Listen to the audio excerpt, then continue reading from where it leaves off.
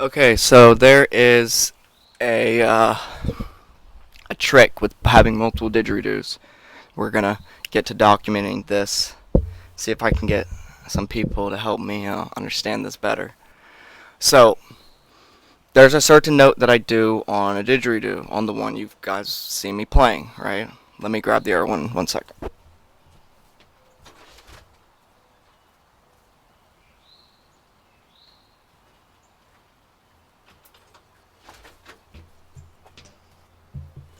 I do a spider check beforehand, always. I'm scared one's gonna latch out on my eyeball one day, and not even kidding, but I have to because I don't want to eat another one. Not that hungry, guys. The quarantine hasn't done that to us yet. Okay, so you got this didgeridoo, bam, right, and then take it off, and then you're like, oh, okay, and then you're like, bam, what do you do? So I got two didgeridoos. They are borderline clones, pretty much. I wasn't talking to the mic. So these didgeridoos are borderline clones. One's just a large clone. I call that one the overgrown clone or Big D. Big Didge. Um, so what I was getting at,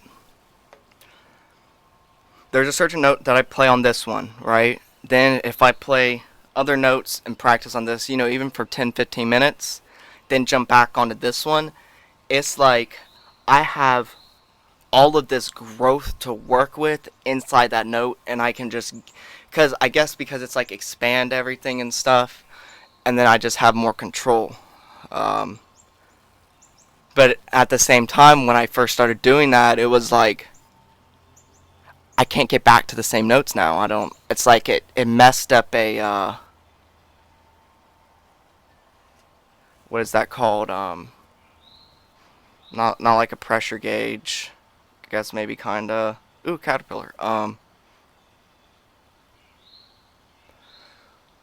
Yes, I'm ADHD. Okay, so ooh, caterpillar. It what?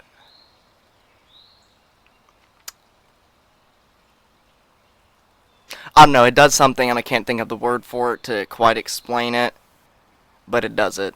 We're gonna try and document it the best I can to see if you guys can hear it. It's gonna be tricky. Um, you would need a better example, but I'm just gonna jump right into it, and then just kind of grow things as I go. I'm gonna play the big one for a little while. We're putting this one over here.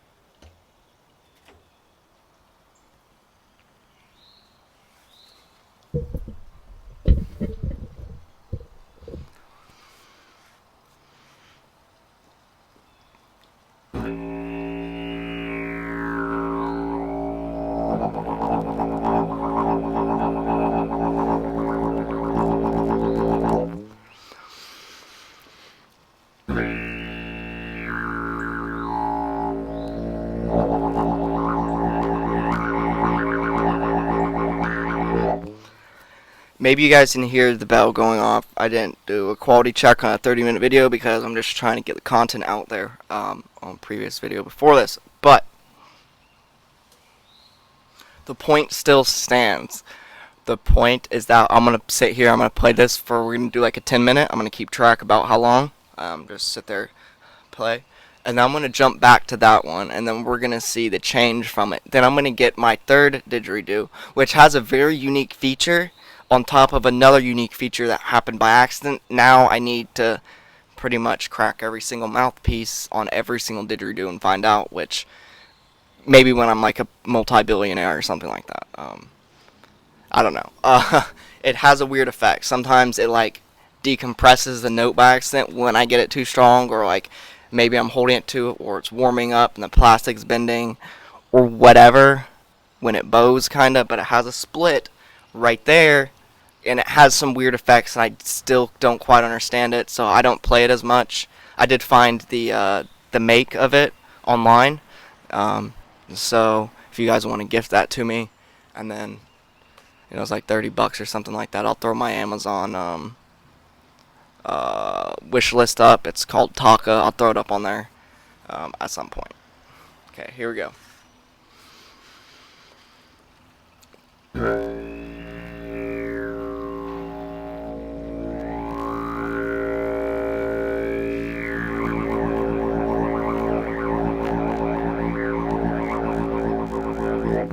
You see, I didn't feel like I had full control over it then.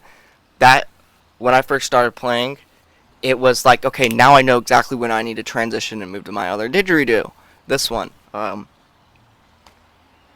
Now it's subtle hints. It just evolves. Like, it is, I don't know how, like, I don't know. I've just come to a conclusion. I will always be in a state of being lost when I'm playing the didgeridoo. Um, Even when everything works out and I solve everything around my life, I'm still going to be like, man, I really just am going to have to go into the unknown again. But I love it, so it's fine. I do like to try and make sense of stuff to keep track, and especially on the didgeridoo, that has helped me out with some of these notes and everything. One of these notes that I do that I can wait a year realistically, because I did at one point, I did take a year off. I was able to get it back within and not too many tries, and it was on a different didgeridoo. Now it's embedded. Like, to me, it's like speech. I know what it's gonna do beforehand. I'm speaking the language of the didgeridoo, as I said, I believe, in the first video of this. Okay, here we go. We're gonna keep on going. We're gonna pick it up too. We're gonna see. I'll do some just off the bells. This one's really hard, and I have to. If like that one, if it pulls the air out of me, I can recuperate. This one, it's like poof, it's all gone, and it's like the note's done. The note just goes flat. It just flat lines. I found ways of countering that, but once again, I have to be really warmed up, and I'm just starting to get warmed up again for the season. I played it on and off through winter a little bit, but no full-blown sessions. Didn't sit there and think about it for 8 hours at a time while playing it, and then continue to think about it afterwards. So a lot of that is the muscle memory. I have a thought in my head. That's how I recognize the note that I'm aiming for, and then I play the note off of that rather than being like, okay, because every time I try and be like, this is a note, this is what I need to do, just straightforward, it doesn't work. It just doesn't. I don't get anywhere close. But if I'm like just in a meditative state, just let my subconscious take control, that's when the note carries itself and it grows on its own, and then you're like, did that really happen, or did it really get to me? But okay, here we go. It does. I've captured it. I'm like, oh my god, that really did happen. I'm not going crazy. Yes. But here we go. We're gonna keep playing.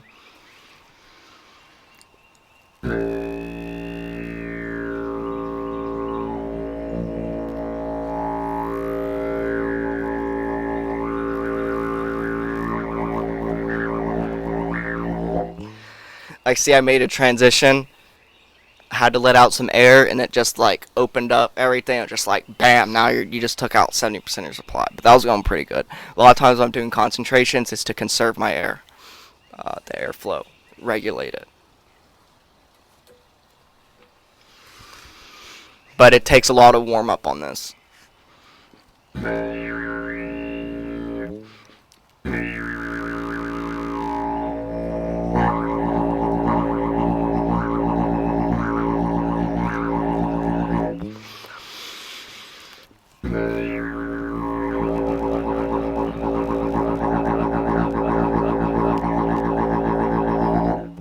Wonder if you guys could hear that one in the background.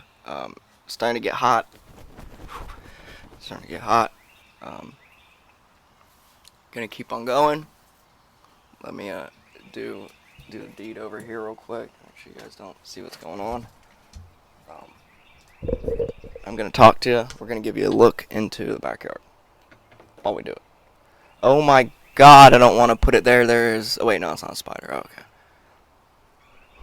It's just remnants of what a spider had done. You guys get to go. You get to look that way. Oh my god, look how beautiful that is. I like to play where you can just see the didgeridoo. Just the front of it, you don't see me playing. I might do that. That's always enjoyable. That's very pretty though, isn't it?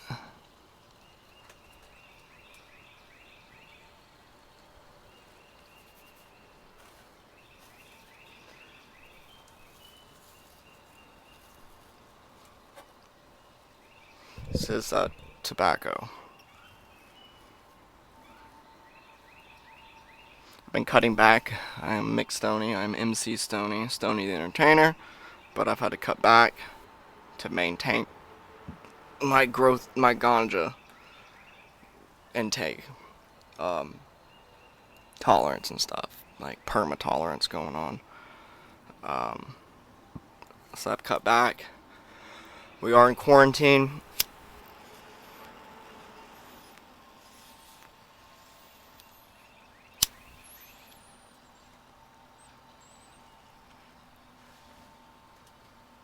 And actually, I found when my mouth starts to go numb, if I smoke a little bit, tobacco or that sticky icky green stuff, the devil's lettuce, definitely not the devil's lettuce, alien lettuce. Um, you know why? Do you know why I absolutely believe that uncertainty now? Is because of the notes that I can do specifically while I'm baked. There is no demon that would create angelic sounds like that. It just wouldn't, that just wouldn't be it. They're not. Demons aren't artistically inclined. They don't create beauty. They destroy it. At least to me, that's how I would see it.